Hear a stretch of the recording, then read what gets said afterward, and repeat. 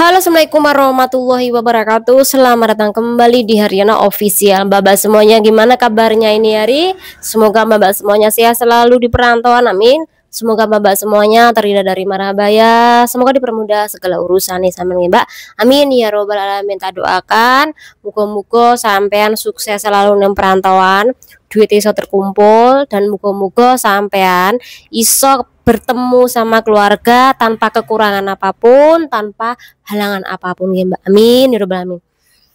Oke Mbak, kali ini kita bakal membahas kasus. Silakan disimak. Semoga iki ono pelajarane bagi Mbak yang baru bekerja di negara Hong Kong atau memiliki saudara yang baru bekerja di negara Hong Kong. Langsung aja Mbak, kita bahas ceritanya.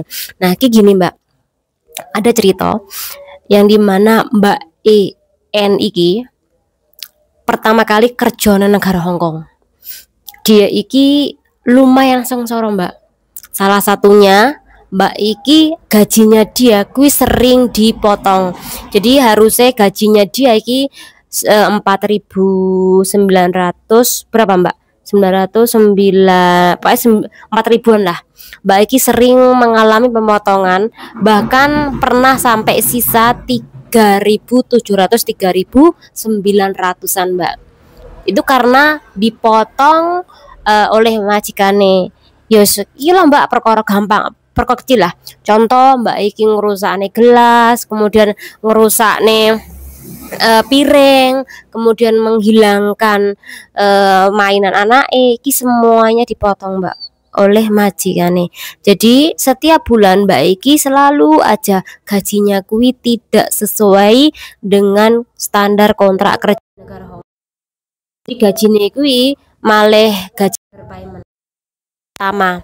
Kemudian Mbak Eki juga paspornya ditahan. Jadi ketika majikane kuwi mengetahui Mbak E nggak ono pengalaman kerja neng di luar negeri, kemudian dia kuwi baru lulus sekolah. Nah, iki anaknya dikerjain. Jadi sampai di tempat majikan paspornya udah diambil, disimpan oleh majikan. Intinya paspormu tak simpan, dokumen tak simpan. Dan ketika pertama kali datang, iki selalu dibilangin bahwa kerjamu 24 jam loh. Jadi ketika Mbak Iki dibilangin kerjamu 24 jam, secara otomatis jam berapapun majikan perlu, majikan butuh tenaga dia, majikan bakal membangunkan.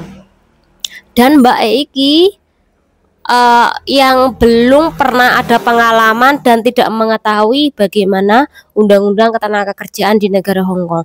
Jadi jam berapapun dia iki dibangunkan tengah malam, tetap aja Mbak Iki ikut, padahal nggak jaga mbah, nggak jaga bayi Mbak. Jadi memang majikannya suka-suka membangunkan.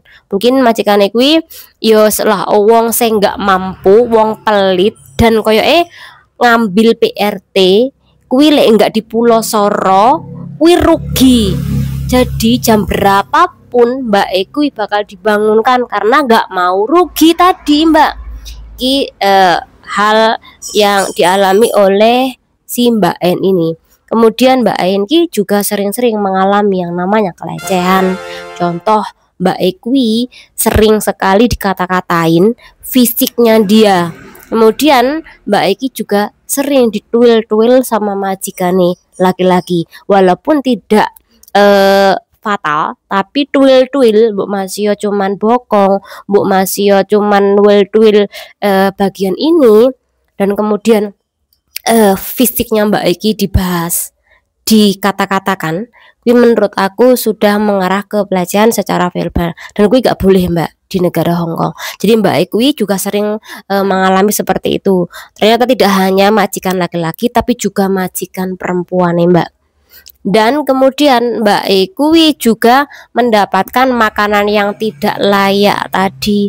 Jadi makanannya kuwi tidak sehat, nggak layak, bahkan nggak cukup Mbak. Dan Mbak Iki wong pertama kali kerja di negara Hong Kong, piye arep nuntut, arep njaluk bantuan sopo. Jadi ketika dia iki pulang setelah finish kontrak di majikan itu, Mbak E barulah cerita karena sengsara kerjane negara Hong Kong kuwi tidak sesuai dengan realita di sosmed. Mungkin banyak sekali nih sobat mbak-mbak enak tiktokan, enak joget-jogetan, kemudian jalan sana jalan sini, kemudian shopping-shopping. Nah, dikira mungkin mbak-mbak yang shopping-shopping itu adalah majikan semua enak-enak. Tapi enggak, mereka tuh sebelum shopping-shopping enak-enak pasti mereka tuh ada proses tersendiri untuk mencapai sebuah kebahagiaan di negara orang. Jadi mungkin mbak-mbak, adik-adik wis yang belum enggak apalagi belum mengetahui bagaimana tentang watak tradisi wong Hong Kong, wong lokal ya seperti itu. Jadi kalau mereka taunya senang-senang, pasti mereka bakal nyesel karena tidak tahu banyak sekali anak-anak baru kui kekurangan pengalaman tanpa tahu bagaimana cara menuntut, bagaimana cara menolak ketika majikan melakukan hal yang kurang baik sama Mbak E. Nah, mereka tuh nggak begitu paham, Mbak, karena mungkin bahasa kemudian pengalamannya kui kurang. Jadi ketika bahasa kurang, pengalamannya kurang, ketika digituin sama majikan mereka kui diem aja, nurut aja.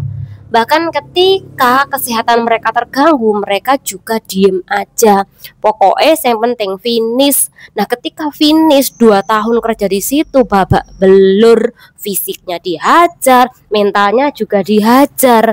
Jadi Mbak kita paksa pulang karena memang fisik sama mentalnya kui memang dihajar habis-habisan selama 2 tahun. Dan Mbak Iki belum menuntut ketika dia iki bekerja di situ gajinya kurang dari gaji standar. Jadi belum dituntut, Mbak. Intinya sudah finish, kemudian ada hasil uangnya, kemudian dia pulang. Jadi intinya dia kuis berhasil 2 tahun, ada uang walaupun nggak banyak, dia pulang. Jadi saat ini Mbak Eki istirahat, tapi ketika aku tanya, Mbak Eki memang sudah tidak mau bekerja lagi di negara Hong Kong karena ya tadi pengalaman yang menurut dia kui menghajar fisik dan mental dia. Jadi gilek mana bagi adik-adik sing ora paham nggak kuat, ya kui setelah dia mendapatkan bos sing super jahat, double jahat, akhirnya sekali finish kontrak, sekali dapat majikan udah tidak mau bekerja lagi ke negara Hong Kong. Beda kalau mbak-mbak, adik-adik yang memang sejak awal kui bandel banget, mungkin dia bakal terus mencoba dan terus mencoba sekalipun dia gagal karena dia tahu bahwa risiko kerja di negara orang ya seperti itu. Kemudian memang dasarnya fisiknya dia kuat, tapi kalau nggak kuat ya kui sekali kerja dapat majikan, kemudian majikannya kui tidak sesuai dengan prediksi dia, maka ya kui dia wis nggak pengen lagi bekerja di negara orang ataupun bekerja di negara Hong Kong. Semoga bermanfaat. Jadi intinya kalau adik-adik semuanya bekerja di negara orang, kalau memang sampai nggak kuat berhenti. Tapi kalau dikira sampai fisiknya, mentalnya kuat, teruskan sampai finish kontrak. Karena ketika finish kontrak sampai bisa pindah majikan. Bahkan sampai bisa pindah agensi asal finish kontrak, dengan syarat sampai harus tahu bagaimana cara meminta dokumen-dokumen Anda.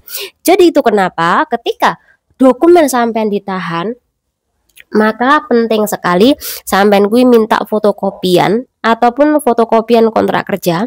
Kemudian sampean juga harus piye ya Mbak, pokoknya piye carane sampean ku mendapatkan bukti kalau dokumen sampean kui ditahan oleh majikan Anda. Jadi harus ada bukti, entah itu sampean memakai rekaman, entah itu sampean kui menulis di sebuah buku bahwa tanggal ini masuk, kemudian semua dokumen kui ada di majikan. Jangan sampai nggak ada bukti, nanti sampean dokumen-dokumen sampean kemudian dibuang, kemudian dokumen sampean disobek, kemudian majikan nggak mau mengaku karena sampean nggak ada bukti tadi. Tapi ketika sampean ada bukti, sampean bisa mengkasuskan perihal ini. Jadi penting sekali sampean untuk tahu bagaimana mengkasuskan majikan Anda yang jahat. Semoga bermanfaat. Intinya buat mbak-mbak semuanya, sekali lagi underpayment iki wis tahun 20 tahun yang lalu ya Mbak. Banyak sekali mbak-mbak di Hong Kong kui merasakan gaji underpayment, dimana gaji underpayment kui gaji sekitaran 20 tahun yang lalu, 15 tahun yang lalu. Gaji underpayment kui biasanya 2000 sekitar 3.500. Nah gaji underpayment kui pernah dirasakan oleh mbak-mbak yang sudah lama. Jadi silakan komen mbak-mbak yang pernah merasakan dapat gaji underpayment untuk bekerja pertama kali di negara Hong Kong, sekitaran gajinya 2.000 dolar Hong Kong. Silakan komen. Nah Mbak Ekui juga dilarang untuk main HP, beli HP. Dan kita pernah merasakan juga tidak ada HP, tidak bisa main HP ketika pertama kali bekerja di negara Hong Kong. Berarti kalau sampean ki pertama kali kerja di Hong Kong, kemudian nggak bawa HP, nggak mainan HP, kemudian cuman bisa surat menyurat untuk mengabarkan kondisi sampean, silakan komen. Dipastikan umure sampean karo aku kuwi hampir sama. Jadi kita tuh pernah tua di negara orang, separuh dari hidup kita, separuh dari umur kita kuwi di negara orang. Tapi semoga bapak semuanya sehat selalu yang perantauan, yang penting iso sukses berkumpul sama keluarga, fokus so kerja ku ini nih. Semoga bermanfaat channel diri. Wassalamualaikum warahmatullahi wabarakatuh.